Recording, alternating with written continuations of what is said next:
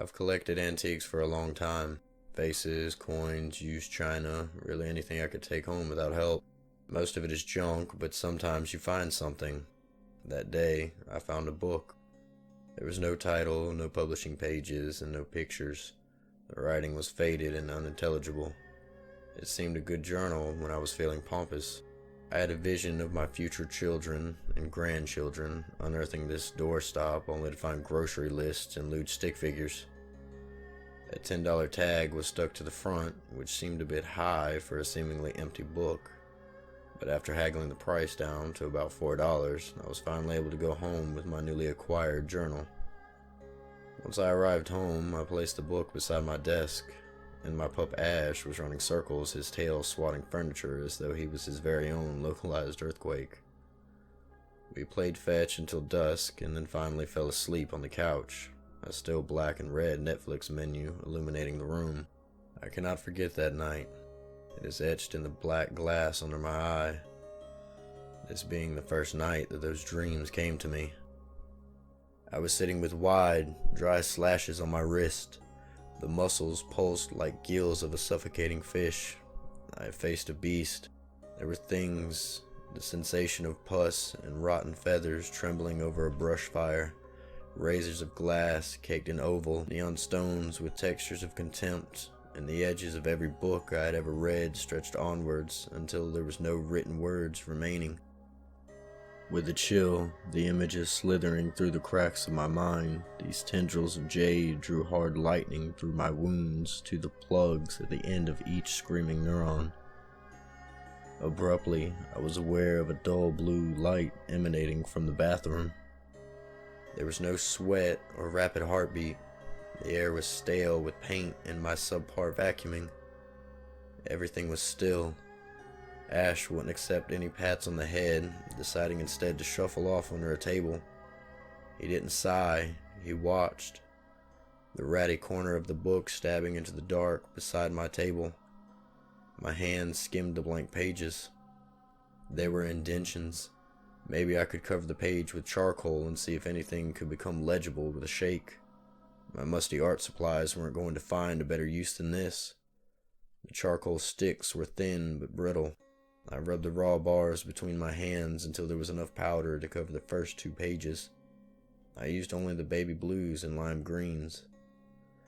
And with a heavy thud, the dust shook off, leaving slight letters. I should have been a scout. The moment I could read those once illegible words is when I first saw him. And as I looked upon him in his divine horror, he spoke to me. Humanity was filthy, and he will be responsible for cleaning the stain. His words resonating in my head. You will murder, you will pillage, you will incite violence, and you will cause madness. I wept, being chosen by his wrathful judgment, and he plunged himself into me, and the cosmos did flow. Countless species, their existence, death, despair, I was blessed to see what he had done. He has become awoken. Cold marbles shrivel and shuddering into glory. Agony, triumph, vanity, silence. There is nothing but him. All to be after he shakes the firmament of creation with his vassals. With me, there he twists. And I am the blade. O bliss, his will be my own. The dust was rich, deep red that bled into the page, the capillaries ravenous to fill all that was white. I was me, but I wasn't.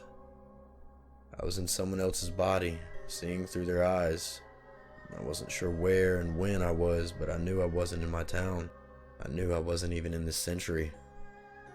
I see a man turn a corner around that I can only describe as looking like an ancient Greek building. I follow. I pull out a knife and I kill him, stabbing and ripping. When he finally stops breathing, succumbing to death, I reach into his belly. I pull out his intestines and laugh. I wipe his blood all over my face. I undress and cuddle with his naked body. Then blackness. I'm this person again. I can't recognize the type of building I'm in, but I can feel that it's old. very old. I'm helping deliver a baby when I'm alone with a no longer pregnant woman. I slit her throat. I reach down it into her stomach and pull it out through her throat. Blackness overtakes my consciousness. I'm standing at an altar now, and there's blood everywhere. I'm kneeling in front of it, chanting in a language I don't recognize. Somehow, I know man didn't create this language. It was much older and much more vile than man. In a pool of blood in front of me, I can make out an image. A beastly creature so monstrous, so horrendous, that I can't put into words how to describe it. The sound of my alarm wakes me. I'm in a cold sweat. I quickly put my hand over the side of my bed and release the content of my stomach, which admittedly was just water and stomach acid. I continue to gag as my body tries to expel more, but has nothing left to puke up. I get up and stumble to the bathroom and look at myself in the mirror. A pale, clammy sweat soaking, I look like I had been on a 3-day bender. I wash my face with cold water and call in sick. There's no way I'm going in looking like this. I sit down at my kitchen table and open it. I flip through page after page, reading what is legible. Horrendous things were told, monsters similar to the ones in my dream. In my memory, I'm unsure anymore. Records of rituals that made my stomach turn just reading them. Phrases in that weird language were littered throughout the book. Hours had turned into days. I don't even bother calling into work sick anymore. I didn't sleep, I just read. I'm not sure what compelled me to. Maybe the same sick feeling that lies in all of us. You know, the same reason we watch horror movies, read scary books, click on videos with gore. The reason movies like Face of Death exist. The small curiosity for the occult that lives inside all of us. My best friend got worried after about 4 days. He showed up at my house, and when he saw how I looked, he'd asked if I was on drugs. I told him no, and tried to insist on showing him the book. He just stormed out, convinced I was lying to him. Finally, my body gave into exhaustion and I slept. My dreams were filled with the same memories, the same dreams of images of terrifying creatures and monsters that pushed my mind ever closer to the breaking point, of death and decay, of the loss of human morality and innocence. When I woke up, I felt nauseous, but I hadn't eaten in days, so there was nothing to throw up. I opened the book.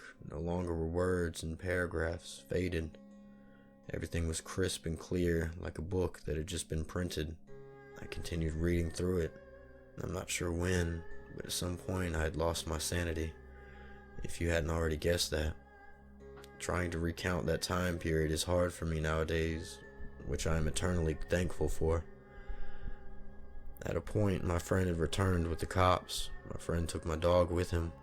He had gone days without food. That's the thing that kills me the most about all of it. You see, I love my dog with all my heart, but I had become lost in the insanity of that book. The cops took me to a psych ward. I honestly can't blame them. I was rambling nonsense, talking about eldritch gods and the creatures that were waiting to take their rightful places as the owners of our souls. The first night in the mental ward, I found the book under my pillow. I didn't even question it. It seemed right, like I knew it would be there waiting for me, like an old friend that needed to be by my side. I read through it at night, not getting any sleep. The nurses and floor staff noticed how little sleep I was getting and finally convinced the doctor to put me on something for sleep. It didn't work. I spent my nights reading it until finally they took it away from me. When that happened, I was filled with a rage. I fought, kicked, and screamed. They had to restrain me in solitary. They gave me some shot in my ass. Not sure what they were, but it finally did the job, and I went to sleep. My dreams, as always, though, were filled with the memories again. When I woke up, I didn't feel nauseous, though. I had felt refreshed and rejuvenated. They let me out of isolation once I had calmed down. After that was the day I met him. He sat in a corner by himself. I was drawn to him, so I sat down next to him, and he smiled. You can't let them win. You've been chosen to do great things. I realized he wasn't speaking English, but the language from my memories, and I could understand it. I sat with him every day as he told me how I was meant to do these great things, how I was to be his heir, his successor. He helped give me the willpower to not give in to the drugs they were giving me. Haldol, Quintapin, Burpropine, Risperdal, antipsychotic after antipsychotic, antidepressant after antidepressant they fed me, and I resisted them all. I had a purpose to fulfill, and these things would only take me off course. They would hold me back from my true potential. I had fell further and further into my madness. I stared at the void, and it didn't just stare back. It entered me, corrupted my very soul, my mind and body. I no longer needed the book. I no longer resisted the urge to sleep either. Knowledge was shared with me through sleep now. My dreams a cesspool of death and decay, filled with insanity. Every day I would sit with him and he would share the same knowledge with me. Shared everything with me, things that would break any sane person's mind. He shared images with me of beings that my mind could not comprehend. He shared their plans with me. They didn't even want to rule humans, not even Earth itself. They wanted our souls, corrupt and tainted, pushed to the point of no longer being human. They wanted fear and chaos, things no mortal could even comprehend. They finally put me into a state psychiatric hospital. It was there that my sanity had returned to me. They pumped me full of stronger drugs, so much and so potent, I finally lost everything and became a zombie.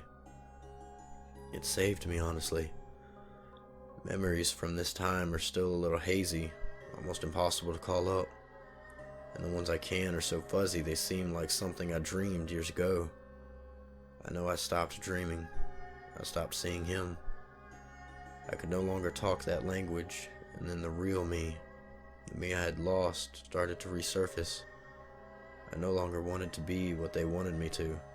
The memories and images made me sick again, instead of wanting more. I slowly was coming back, but I had wished I had died. Every day I have to live with all these horrifying things I was forced to witness. My best friend visits me now. He owns and takes care of my dog.